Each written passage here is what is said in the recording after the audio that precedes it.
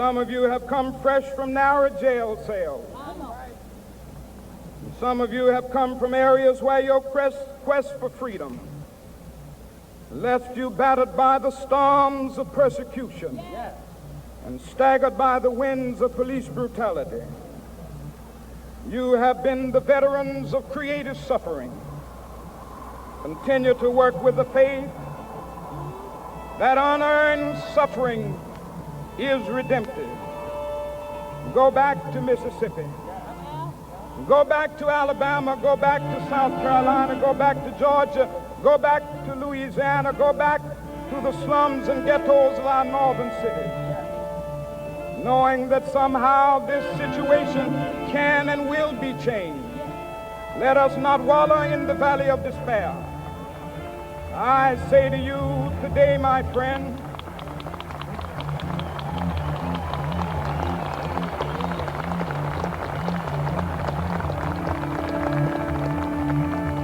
so even though we face the difficulties of today and tomorrow, I still have a dream.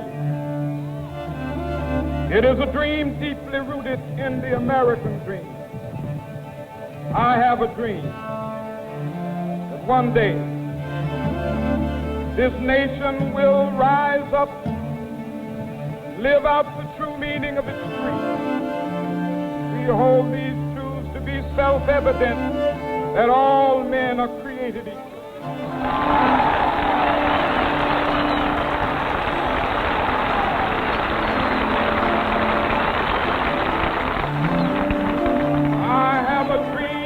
One day, down in Alabama, with its vicious racists, with its governor having his lips dripping with the words of imposition and nullification. One day, right there in Alabama, little black boys and black girls will be able to join hands with little white boys and white girls as sisters and brothers. I have a dream today.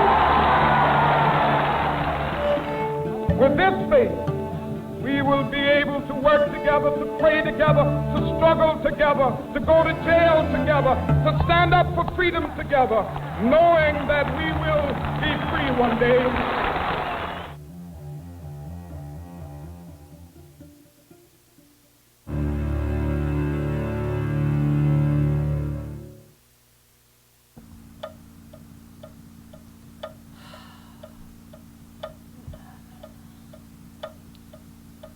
We write our scars onto dumpsters and electric boxes because the only thing we can hear is our hearts, and the only ones listening are the streets.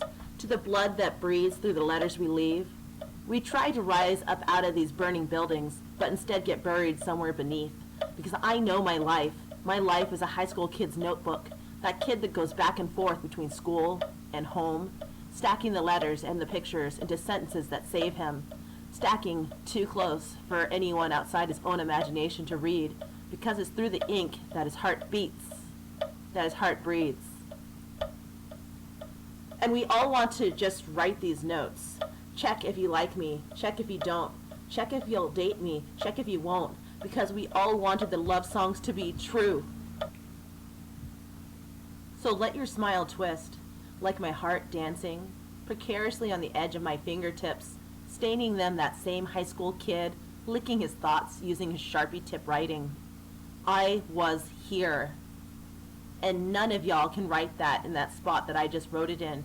I am here, and we are all here. Because every breath I give brings me a second closer to the day that my mother may die. And every breath I take takes me a second further from the moment that she caught my father's eye. Because every word I carry is another stone to put into place in the foundation I'm building to ease the days and help erase something I never saw. What all of us wanted and what none of us got. What all of us had and have and what we all forgot. That we all became something.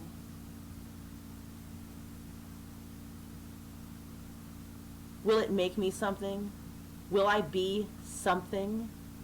Am I something? And the answer comes. I already am. I always was. And you still have time to be. When searching for the lost, remember 8 things. 1, we are vessels. We are rooms. We are so much less important than the things inside of us. We are circuit boards, swallowing the electricity of life upon birth. It wheels through us for all of our days. In our last moment, it will come rushing from our chests and be given back to the wind. When we die, we go everywhere. 2, Newton said energy is neither created nor destroyed. In the hallways of my old middle school, I can still hear my friend Steven singing his favorite song. In the gymnasium, I can hear the way he dribbled the basketball like it was a mallet and his earth was a xylophone. Music. Wind. Music. Wind. 3, the day my grandfather passed away, there was the strongest wind. I could feel as his gentle hands were blowing away from me. I knew then they're off to find someone who needed them more than I did. On average, 1.8 people on Earth die every second. There was always a gust of wind somewhere. 4, the day Stephen was murdered, everything that made us love him rushed from his knife wounds. As though his chest were an auditorium, his life an audience, leaving in single file, wandering the earth for days and nights. Every ounce of him has been wrapping itself around this world in a windstorm.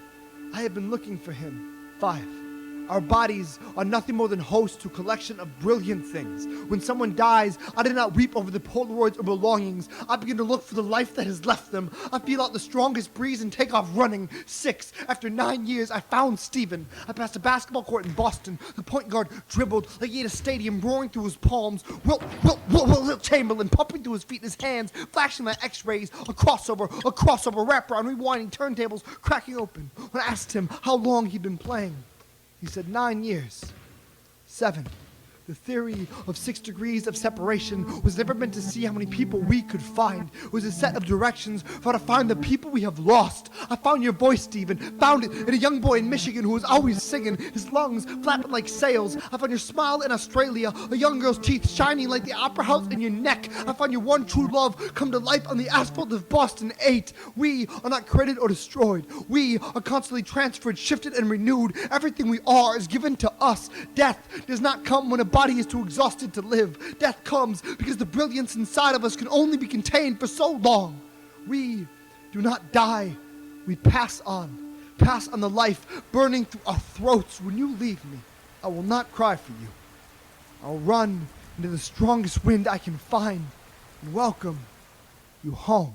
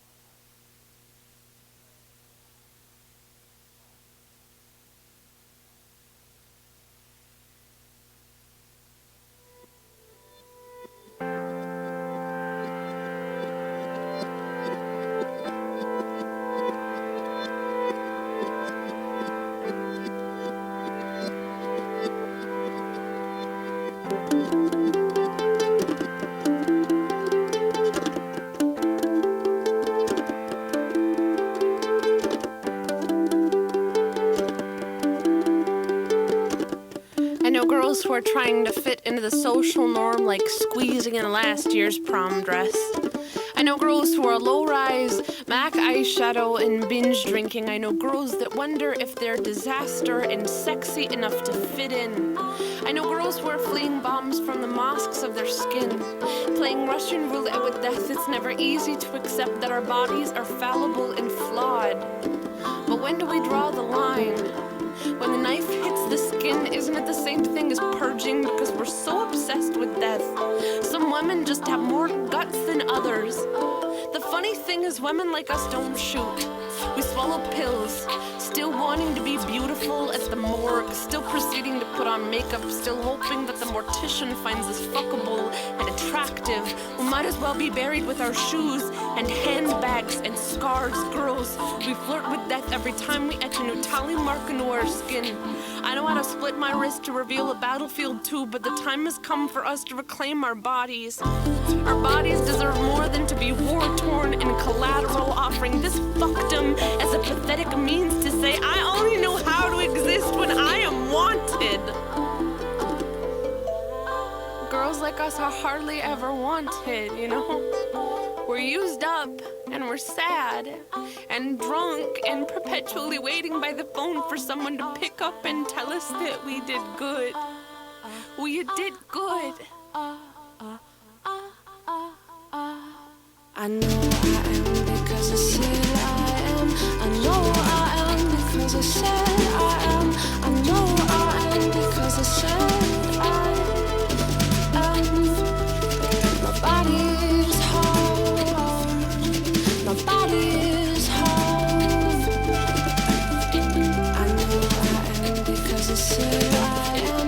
I know I am because I said I am. I know I am because I said.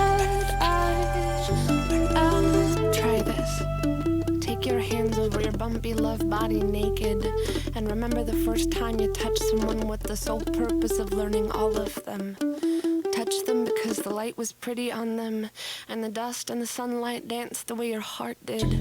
Touch yourself with a purpose. Your body is the most beautiful royal. Fathers and uncles are not claiming your knife anymore, are not your razor. No, put the sharpness back. Lay your hands flat and feel the surface of scarred skin. I once touched a tree with charred limbs. The stump was still breathing, but the tops were just ashy remains. I wonder what it's like to come back from that, because sometimes I feel forest fires erupting from my wrists, and the smoke signals send out the most beautiful things I've ever seen. Love your body the way your mother loved your baby feet, and brother arm-wrapping shoulders, and remember this is important. You are worth more than who you fuck. You are worth more than a waistline. You are worth more than beer bottles displayed like drunken artifacts. You are worth more than any naked body could proclaim in the shadows. More than a man's whim or your father's mistake. You are no less valuable as a size 16 than a size 4. You are no less valuable as a 32A than a 36C. Your sexiness is defined by concentric circles within your wood. It is wisdom. You are a goddamn tree stump with leaves sprouting out. Reborn.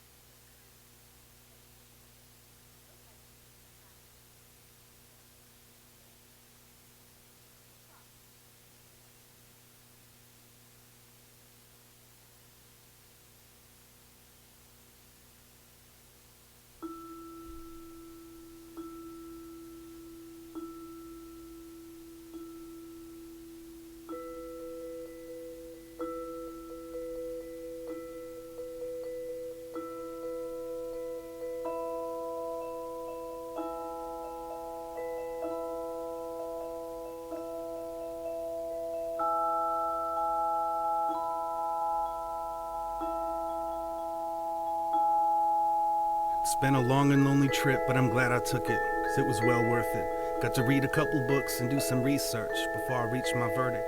Never thought that I was perfect, always thought that I had a purpose. I used to wonder if I'd live to see my first kiss. The most difficult thing that I did was recite my own words at a service, realizing the person I was addressing probably wasn't looking down from heaven. Or cooking up something in Hell's Kitchen, trying to listen in or eavesdrop from some other dimension. It was self-serving, just like this is. Conveniently religious, on Easter Sunday and on Christmas. The television went from being a babysitter to a mistress. Technology made it easy for us to stay in touch while keeping a distance. So we just stayed distant and never touched. Now all we do is text too much. I don't remember much from my youth, maybe my memory is repressed.